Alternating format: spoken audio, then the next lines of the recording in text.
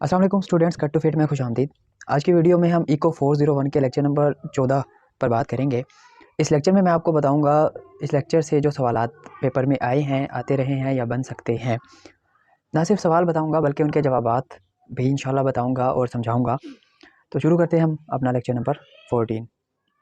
Lecture के start में ही आपको बता दूँ कि हम प्रोड्यूसर बिहेवियर पर बात कर रहे हैं, और प्रोड्यूसर बिहेवियर पर जब हम बात कर रहे हैं तो याद रहे कि आप प्रोड्यूसर्स हैं, तभी आपको बात आसानी से समझ आएगी। प्रोड्यूसर बिहेवियर पर बात ये हो रही है कि प्रोड्यूसर किस तरह से अपनी प्रोडक्शन को बढ़ा सकता है, कम अखराजात में ज़्यादा से ज़्यादा चीज़ें प्रोड्यूस कर सकता है। तो इस हवाले से दो थीरीज़ हैं। सबसे पहली है long run productivity theory, short run productivity theory और long run productivity theory. Short run productivity theory जो है इसको law of diminishing marginal returns भी कहते हैं। डिमिनिशिंग मार्जिनल रिटर्न्स से क्या मुराद है, ये जानने से पहले शॉर्ट रन को एक मरतबा फिर से आपको रिपीट करके बता दूँ। शॉर्ट रन क्या होता है? शॉर्ट रन ऐसी स्टेट है जिसमें कोई एक फैक्टर फिक्स होता है। फैक्टर कौन सा फिक्स होता है भाई? कौन सा फैक्टर? प्रोडक्शन का फैक्टर। प्रोडक्शन के 4 फैक्टर है: लैंड, लेबर, कैपिटल और एंटरप्रेन्योरशिप। इनमें से कोई भी एक फैक्टर फिक्स होगा तब शॉर्ट रन होगा। अब प्रोडक्टिविटी थ्योरी और डिमिनिशिंग मार्जिनल रिटर्न्स क्या कहता है शॉर्ट रन का? इसमें यह कहता है कि कोई भी एक फैक्टर अगर फिक्स है, तब अगर मैं दूसरे फैक्टर को बढ़ाऊँ तो एक ख़ास वक्त के बाद उन फैक्टर को बढ़ाने के बाद भी मेरी प्रोडक्शन जो है वो बढ़ेगी नहीं। इसकी एक सादा सी मैं मिसाल देता हूँ। प्रोडक्शन फैक्टर थे मेरे पास 4: लैंड, लेबर, कैपिटल, एंटरप्रेन्योरशिप। मैं 2 फैक्टर लेता हूँ आसानी के लिए, लैंड और लेबर। मैं कहता हूँ लैंड मेरे पास फिक्स है, 1 एकड़ ज़मीन है मेरे पास। 1 एकड़ ज़मीन में मैंने 50 मज़दूर लगाए और जो मेरी गंदम की पैदावार हुई वो 100 मन हुई। अच्छा, मैं क्या करता हूँ कि नहीं, मज़दूरों ने सही तरह से काम नहीं किया होगा, मैं 150 मज़दूर लगाता हूँ। मैंने 150 मज़दूर लगाए। अब जो मेरी प्रोडक्शन हुई गंदम की वो 150 एकड़, 150 मन लगा लें चलो। मैं कहता हूँ नहीं, मैं अभी भी सेटिस्फाई नहीं हूँ, मज़दूरों ने सही तरह से काम नहीं किया, मैं 200 मज़दूर लगाता हूँ। मैं 200 मज़दूर लगाता हूँ तो उनके लिए जगह ही कम है, ठीक है। तो अब जो मेरी प्रोडक्शन है ना वो कम होना शुरू हो जाएगी। क्यों क्यों कम होगी? क्योंकि जो एक लेबर के ऊपर जिम्मेदारी आनी थी, उसने जो काम करना था नीयत से वो नहीं करेगा। वो कहेगा अच्छा ये है, ये कर लेगा, वो सोचेगा ये कर लेगा। तो इस तरह से मामलात होंगे। तो प्रोडक्शन जो है वो एक ख़ास लम्हे पर आके कम होना शुरू हो जाएगी। अब इसमें एक फैक्टर फिक्स है और एक वेरिएबल है। ये मैंने सादा सी मिसाल दी। इसी तरह से 2 फैक्टर जो है वो वेरिएबल हो सकते हैं, लेकिन वो कॉम्प्लिकेशंस उसमें ज़्यादा हो जाएगी। तो यहाँ पर ये सारी यही बात कर रहा है जो मैंने आपको बता दी। उसके बाद ये याद रहे कि ये जो थ्योरी है शॉर्ट रन प्रोडक्टिविटी थ्योरी या डिमिनिशिंग मार्जिनल रिटर्न, ये शॉर्ट रन में है क्योंकि एक फैक्टर फिक्स होता है। मैंने शॉर्ट रन की जैसे पहले तारीफ बताई। उसके बाद आता है लॉन्ग रन प्रोडक्टिविटी थ्योरी, जो दूसरी थ्योरी है। इसको रिटर्न्स टू स्केल थ्योरी भी कहते हैं। ये याद रहे, एमसीक्यूज में पूछा गया है कि returns to scale theory applied in long run में अप्लाई होती है ये। अच्छा, इसमें क्या कहता है ये? इसमें ये कहता है कि लॉन्ग रन में ऑल फैक्टर्स आर वेरिएबल, तमाम के तमाम फैक्टर्स चेंज हो सकते हैं लॉन्ग रन में। कोई भी एक फैक्टर फिक्स नहीं होता, सारे वेरिएबल होते हैं, सब चेंज हो सकते हैं, सबकी वैल्यू चेंज हो सकती है। अब ये कह रहा है in this theory include constant increasing and decreasing returns to scale. देखिए मैं बताता हूँ, जब वेरिएबल होंगे सारे के सारे फैक्टर, तो इनपुट में मैं जो फैक्टर्स दूंगा लेबर या कैपिटल, उनको अगर मैं इंक्रीज़ करूँ मिसाल के तौर पर 1%, और आउटपुट भी मेरी 1% हो इंक्रीज़, तो क्या होगा? कॉन्स्टेंट रिटर्न होगा। ठीक है, कि मुझे रिटर्न जो आ रहा है वो कितना आ रहा है? कॉन्स्टेंट आ रहा है। मतलब जितना मैंने इंक्रीज़ किया उतना ही इंक्रीज़ होकर प्रोडक्ट आ रही है। अब अगला है increasing returns to scale. Increasing return में ये होगा कि मिसाल के तौर पे मैं इनपुट इंक्रीज़ करता हूँ 1%। इनपुट में मैं कोई भी हो गया, लेबर या कैपिटल या इनका मिक्स, 1% इंक्रीज़ करता हूँ इनपुट में, और आउटपुट में जो प्रोडक्शन आती है मेरे पास वो 2% इंक्रीज़ होकर आए, 10% इंक्रीज़ होकर आए, यानी 1 से ज़्यादा इंक्रीज़ होकर आए, तो इंक्रीजिंग होगा। डिक्रीजिंग इसके मुखालिफ होगा कि मैं अगर 50% या 1% इनपुट इंक्रीज़ करता हूँ, चूँकि 1% की बात चल रही है, 1% अगर मैं इंक्रीज़ करता हूँ और जो आउटपुट आए वो जो है 1% से कम आए, अगर वो 1% से कम आए या जिस परसेंट से मैंने इनपुट इंक्रीज़ की उससे कम इंक्रीज़ हो आउटपुट, तब डिक्रीजिंग रिटर्न्स टू स्केल होगा। एमसीक्यूज़ के हवाले से ये एमसीक्यूज़ में पूछे गए हैं और इस हवाले से अहम है ये। उसके बाद ये कह रहा है if population is increasing and output remain constant then diminishing returns set in and therefore average per capita production or consumption can be expected to fall ceteris paribus। मैं बताता हूँ, देखें सादा सी बात है कि आउटपुट आपकी फ़िक्स है और इनपुट या जो उसके कंज्यूमर है वो बढ़ गए हैं। एक चीज़ मिसाल दूँ मैं इसकी, एक चीज़ को पहले 10 अफराद इस्तेमाल कर रहे थे, अब एक चीज़ को 20 इस्तेमाल करेंगे तो जो हिस्सा है वो कम हो जाएगा ना, तो यही कहना चाह रहा है। यहाँ पे एक टर्म यूज़ हुई है स्टेटस पेरिबोस, इसका लैटिन वर्ड है और इसका मतलब होता है कि बाकी अदर फैक्टर्स कांस्टेंट रहें, ठीक है। उसके बाद जो एक फर्म है वो 3 फैक्टर्स को कंसीडर करती है प्रोडक्शन के हवाले से। स्केल ऑफ प्रोडक्शन के कितनी उसने प्रोडक्शन करनी है, मज़ीद इसमें पढ़ें भी है। लोकेशन या इंडस्ट्री का साइज़ कहाँ पर है, ऑप्टिमम कम्बिनेशन ऑफ इनपुट क्या है। अब एक एक को देखते हैं कि ये क्या चीज़ है। स्केल ऑफ प्रोडक्शन क्या होगा। स्केल ऑफ प्रोडक्शन की हम बात पहले कर चुके हैं। Returns to scale refers to technical property of production that examines change in output subsequent to proportional change in all input. सादा सी बात है कि इनपुट में चेंज करने से आउटपुट में कितना चेंज होगा, यानी प्रोडक्शन कितनी इंक्रीज़ होगी, डिक्रीज़ होगी, या क्या इफेक्ट आएगा। इसकी सादा सी मिसाल अगर आप तारीफ़ करना चाहें तो यही होगा कि इनपुट में चेंज से आउटपुट में का कितना इफेक्ट होगा, तो ये होगा रिटर्न्स टू स्केल। अच्छा, वही बात जो हम पहले पढ़ चुके हैं कि कांस्टेंट रिटर्न टू स्केल हो सकता है, इंक्रीजिंग हो सकता है और डिक्रीजिंग हो सकता है।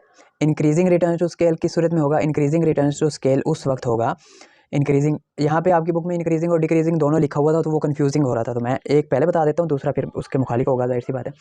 Increasing return to scale arise when 1% increase in amount of all factors employed cause more than 1% increase in output, ठीक है। ये बात पहले भी बता चुका मैं कि जितने परसेंट इनपुट इंक्रीज़ हो उससे थोड़ा सा भी ज़्यादा अगर आउटपुट में इंक्रीज़ हो या प्रोडक्शन हो उससे थोड़ी सी भी ज़्यादा हो तो इंक्रीजिंग होगा। अगर जितने परसेंट इनपुट में इंक्रीज़ करवाया उससे जो आउटपुट है वो कम इंक्रीज़ हुई, ठीक है। अगर मिसाल के तौर पे 50% इनपुट इंक्रीज़ करवाया मैंने और आउटपुट हुई 49%, तो क्या होगा, डिक्रीजिंग होगा, ठीक है। अगर 50% इंक्रीज़ करवाया इनपुट, 50% ही आउटपुट इंक्रीज़ हुई तो क्या होगा, कांस्टेंट होगा। ये पूछा गया 50-50 वाला, तो एमसीक्यूज़ के हवाले से ये मैंने बताया आपको। और constant returns to scale arise when 1%, यहाँ ये 1% यूज़ कर रहा है, तो मकसद 1% 2% की कोई वो नहीं है, मकसद बस समझने की बात ये है कि जितने परसेंट इनपुट बढ़े उतने ही परसेंट अगर आउटपुट बढ़े तो कांस्टेंट, उससे अगर कम बढ़े तो डिक्रीजिंग, उससे अगर ज़्यादा बढ़े तो इंक्रीजिंग। अच्छा जी, उसके बाद है returns to scale and returns to factor. क्या फ़र्क है इसमें, और इसके साथ मैंने एग्जाम 3 क्यों लिखा है। सबसे पहली बात तो रिटर्न्स टू स्केल और रिटर्न्स टू फैक्टर एग्जाम में पूछा गया है, 3 नंबर का सवाल था, इसीलिए इसके साथ मैंने एग्जाम 3 लिखा है। इनमें फ़र्क देख लेते हैं क्या है। रिटर्न्स टू स्केल, जैसा कि हमने पढ़ा कि ये लॉन्ग टर्म में इस्तेमाल होता है, लॉन्ग टर्म में रिटर्न्स टू स्केल होता है। रिटर्न्स टू फैक्टर्स किस में होगा, फिर शॉर्ट टर्म में। सबसे पहला फ़र्क तो इनमें क्या हो गया, ये हो गया, एक लॉन्ग टर्म में इस्तेमाल होता है रिटर्न्स टू स्केल और रिटर्न्स टू फैक्टर जो है वो शॉर्ट टर्म में इस्तेमाल होता है। दूसरा फ़र्क क्या होगा, दूसरा फ़र्क ये होगा रिटर्न्स टू फैक्टर में एक फैक्टर को चेंज करेंगे और उसका इफेक्ट देखेंगे आउटपुट पर, जबकि रिटर्न्स टू स्केल में तमाम फैक्टर को या फैक्टर का एक मिक्स हम चेंज करेंगे और उसका इफेक्ट देखेंगे, ठीक है। तो ये 3 नंबर के सवाल के लिए मेरे ख्याल से ये 2 फ़र्क काफ़ी है। सबसे मेन फ़र्क तो इनमें यही है कि एक लॉन्ग टर्म में इस्तेमाल होता है और एक शॉर्ट टर्म में।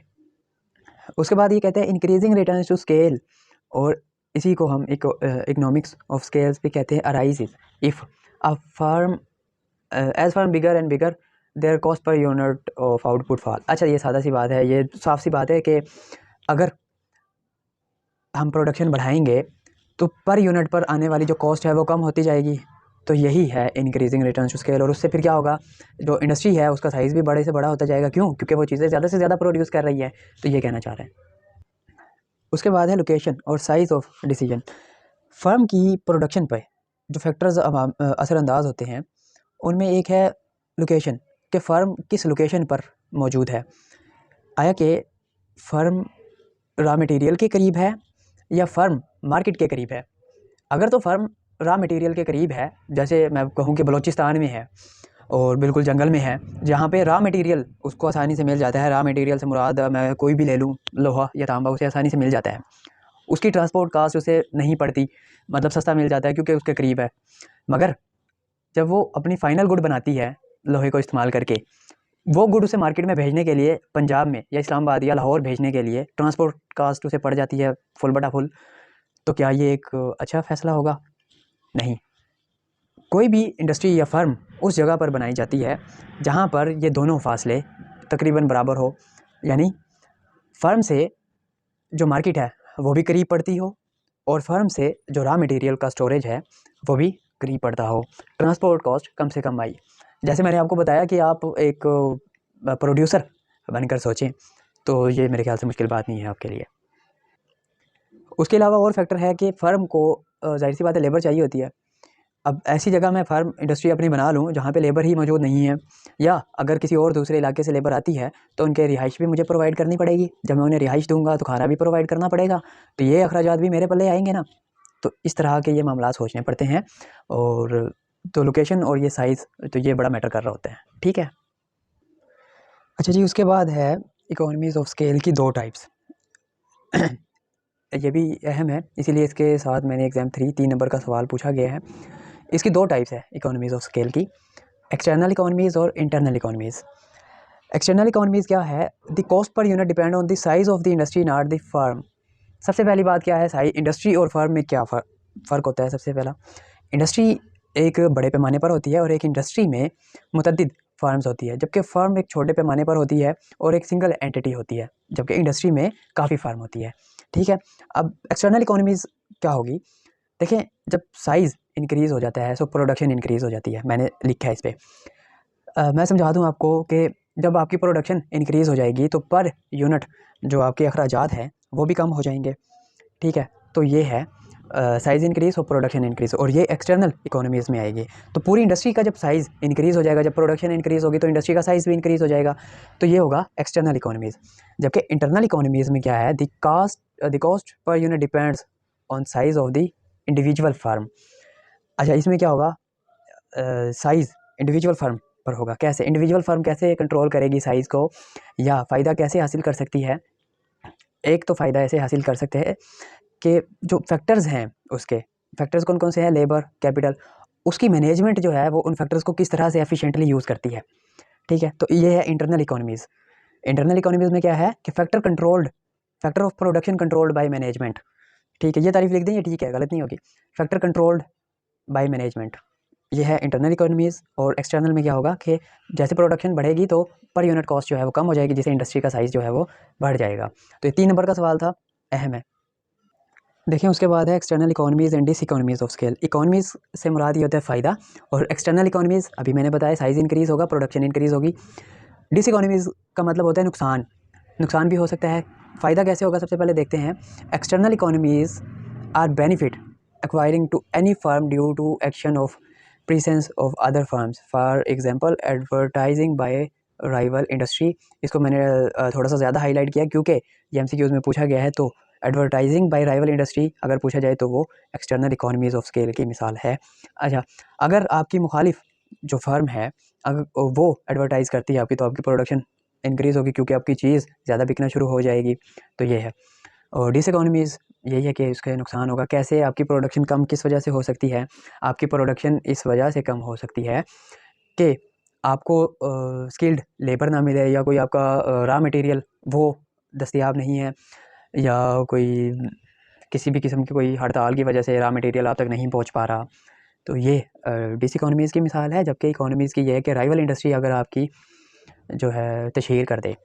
इसकी मिसाल दूँ कि जैसे पेप्सी अपनी कमर्शियल करती है, लेकिन चूँकि पेप्सी भी एक ब्लैक सिरप है और जो कोक है वो भी ब्लैक है, तो इन दोनों में फिर जो है वो एक के साथ दूसरी की वो चल रही होती है।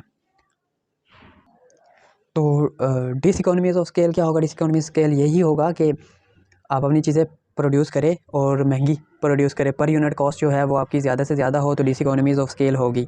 उसके बाद है ऑप्टिमम कम्बिनेशन ऑफ फैक्टर्स।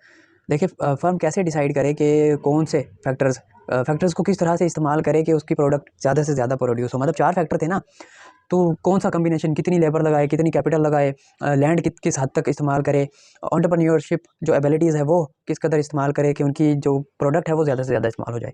यहाँ पे आसानी के लिए हम सिर्फ 2 फैक्टर को कंसिडर करेंगे, कैपिटल और लेबर को। अच्छा, ये optimum combination will obtained where the marginal physical product of last dollar spent on all input is equal, MPP K over PK is equal to MPPL over PL। क्या मतलब है इसका, मैं बताता हूँ। देखें, जितनी कीमत लगाकर आप लेबर से फ़ायदा उठा रहे हैं, उतनी ही कीमत लगाकर उतना ही फ़ायदा आप कैपिटल से उठाएं, तो ये मार्जिनल फिजिकल प्रोडक्ट है और ये ऑप्टिमम कम्बिनेशन होगा। मतलब MPP K is equal to MPP L over मतलब लेबर की और कैपिटल की बराबर हो जाएगी। तब ऑप्टिमम कम्बिनेशन होगा। ये सिर्फ 2 फैक्टर की है, बाकी 2 कांस्टेंट रखे हुए हैं हमने, ठीक है, उनको कॉम्प्लिकेशन से बचने के लिए डिस्कस नहीं कर रहे।